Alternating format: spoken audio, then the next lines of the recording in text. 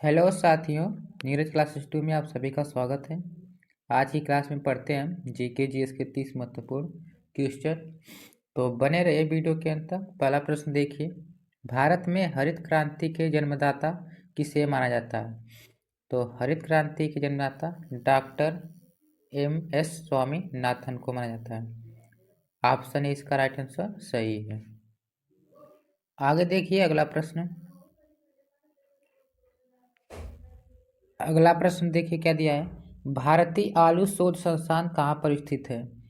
तो भारतीय शोध संस्थान आलू कहाँ पर? शिमला में स्थित है। ऑप्शन डी इसका राइट आंसर सही है, शिमला। आगे देखिए अगला प्रश्न। अगला प्रश्न दिया है, गरीबों की गाय किसे कहा जाता है? गरीबों की गाय किसे कहा जाता है? तो गरीबों की गाय बकरी को कहा जाता है। किसे? बकरी को। बकरी को कहा जाता है। ऑप्शन सी इसका राइट आंसर सही है। आगे देखिए अगला प्रश्न। अगला प्रश्न देखिए, विश्व की चीनी का कटोरा किसे कहा जाता है? विश्व की चीनी का कटोरा किसे कहा जाता है? तो ये क्यूबा कहा जाता है। किसको? क्यूबा को कहा जाता है। क्यूबा। ऑप्शन बी इसका राइट आंसर सही है, क्यूबा। आगे देखिए अगला प्रश्न। अगला प्रश्न दिया है कि सबसे ज़्यादा प्रोटीन किसमें पाया जाता है? तो सबसे ज़्यादा प्रोटीन सोयाबीन में पाया जाता है। किसमें? सोयाबीन में पाया जाता है सबसे ज़्यादा प्रोटीन।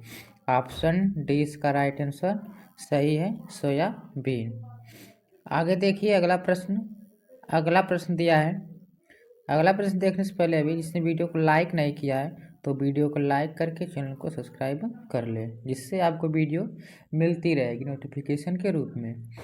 तो देखिए छठवां क्वेश्चन क्या दिया है, निशानेबाजी के खेल परिसर को किस नाम से जाना जाता है? तो निशानेबाजी खेल परिषद को रेंज के नाम से जाना जाता है। ऑप्शन ए इसका राइट आंसर सही है, रेंज। आगे देखिए अगला प्रश्न। अगला प्रश्न दिया है, धान का खैरा रोग किसकी कमी से होता है? जो धान में खैरा रोग होता है ये किसकी कमी से होता है? तो जस्ता की कमी से होता है। किसके? जस्ता की कमी से होता है। ऑप्शन बी इसका राइट आंसर सही है, जस्ता। आगे देखिए अगला प्रश्न, रेड राट रोग का संबंध किससे है? यह रेड राट रोग गन्ना में लगता है। किस में लगता है? गन्ना में। ये गन्ना में लगता है रेड राट रोग। ऑप्शन सी इसका राइट आंसर सही है। आगे देखिए अगला प्रश्न, एपी कल्चर का संबंध किससे है? तो एपी कल्चर का संबंध मधुमक्खी से। किससे? मधुमक्खी से है, मधुमक्खी पालन से है। ऑप्शन सी इसका राइट आंसर सही है, मधुमक्खी पालन। आगे देखिए अगला प्रश्न। अगला प्रश्न दिया है कि धान अंतर्राष्ट्रीय शोध संस्थान कहाँ पर स्थित है? तो धान अंतर्राष्ट्रीय शोध संस्थान मनीला में स्थित है। कहाँ पर? मनीला। ऑप्शन बी इसका राइट आंसर सही है। आगे देखिए अगला प्रश्न। अगला प्रश्न दिया है कि स्पीड पोस्ट पुस्तक की रचना किसने की थी? तो स्पीड पोस्ट पुस्तक की रचना शोभा डे ने की थी। किसने? शोभा डे ने की थी। ऑप्शन बी इसका राइट आंसर सही है, शोभा डे। आगे देखिए अगला प्रश्न। अगला प्रश्न दिया है कि भारतीय दलहन अनुसंधान केंद्र कहाँ है? तो भारतीय दलहन अनुसंधान केंद्र एक कानपुर में है। कहाँ पर है? कानपुर। कानपुर में स्थित है। ऑप्शन सी इसका राइट आंसर सही है, कानपुर। आगे देखिए अगला प्रश्न। अगला प्रश्न दिया है कि कृष्ण क्रांति का संबंध किससे है? कृष्ण क्रांति का संबंध पेट्रोलियम से है। किससे है? पेट्रोलियम से है, पेट्रोलियम से है। ऑप्शन डी इसका राइट आंसर सही है, पेट्रोलियम। आगे देखिए अगला प्रश्न। अगला प्रश्न दिया है कि भारतीय खनन विद्यालय कहाँ पर स्थित है? तो भारतीय खनन विद्यालय कहाँ पर स्थित है? तो यह धनबाद में स्थित है। कहाँ पर? धनबाद। धनबाद में स्थित है। ऑप्शन बी इसका राइट आंसर सही है, धनबाद। आगे देखिए अगला प्रश्न दिया है, फोर्ट विलियम कॉलेज कहाँ पर है? फोर्ट विलियम कॉलेज कहाँ पर स्थित है? तो यह कोलकाता में स्थित है। कहाँ पर? कोलकाता में स्थित है। ऑप्शन सी इसका राइट आंसर सही है, कोलकाता। आगे देखिए अगला प्रश्न दिया है कि विश्व भारती विश्वविद्यालय की स्थापना किसने की थी?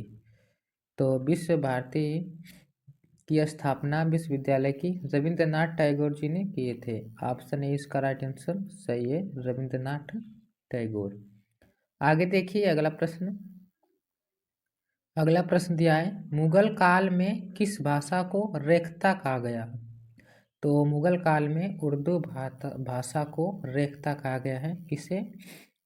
उर्दू भाषा को रेख्ता कहा गया है। ऑप्शन ए इसका राइट आंसर सही है। आगे देखिए अगला प्रश्न, भारत के किस भाषा को इटालियन ऑफ द ईस्ट कहा जाता है? तो भारत के तेलुगु भाषा को इटालियन ऑफ ईस्ट कहा जाता है। किसे? तेलुगु को। ऑप्शन बी इसका राइट आंसर सही है, तेलुगु।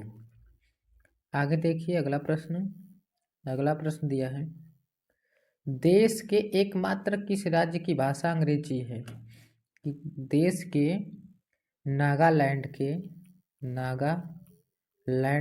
राज्य की भाषा अंग्रेजी है। ऑप्शन ए इसका राइट आंसर सही है, अंग्रेजी।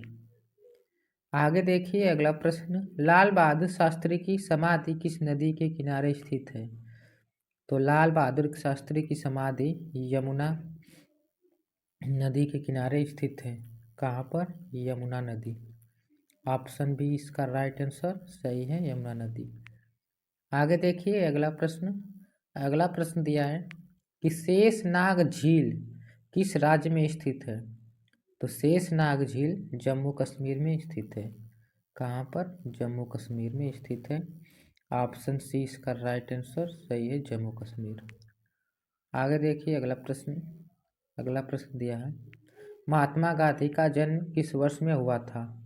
तो महात्मा गांधी का जन्म 1869 ईस्वी में हुआ था। 1869। ऑप्शन सी इसका राइट आंसर सही है। आगे देखिए अगला प्रश्न दिया है कि प्रोटीन का उच्चतम स्रोत निम्न में से क्या है? तो सबसे ज़्यादा प्रोटीन सोयाबीन में पाई जाती है। किसमें? उच्चतम सोयाबीन। ऑप्शन डी इसका राइट आंसर सही है। आगे देखिए अगला प्रश्न दिया है कि बंगाल का शोक किस नदी को कहा जाता है? तो बंगाल का शोक दामोदर नदी को कहा जाता है। दामोदर नदी को कहा जाता है। ऑप्शन सी इसका राइट आंसर सही है, दामोदर नदी।